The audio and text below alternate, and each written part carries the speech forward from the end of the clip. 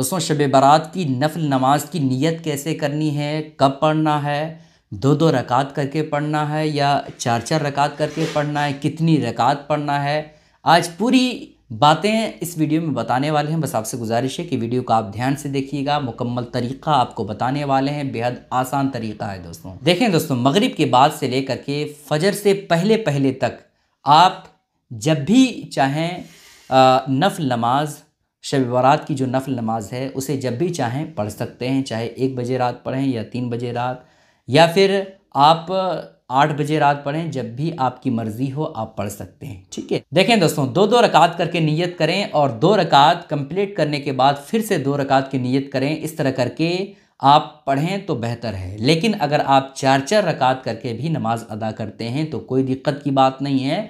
4-4 रकात करके भी अगर आप नियत करते हैं तो इसमें कोई हर्ज नहीं है।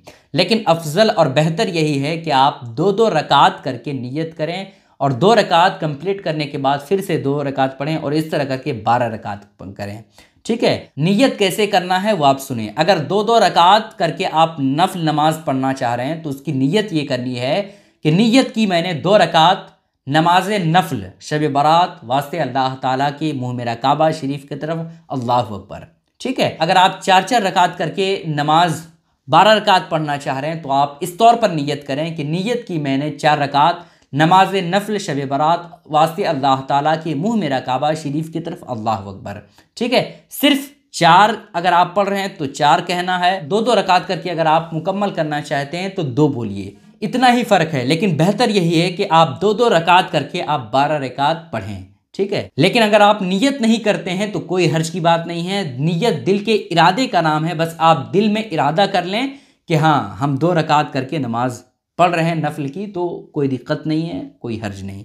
लेकिन अगर आप ज़ुबान के ज़रिए से भी नियत कर लेते हैं तो और अच्छी बात है। अब नफल नमाज पढ़ने का तरीक़ा क्या है वो आप सुने। नफल नमाज का भी तरीक़ा वही तरीक़ा है जो तरीक़ा आम नमाजों का है।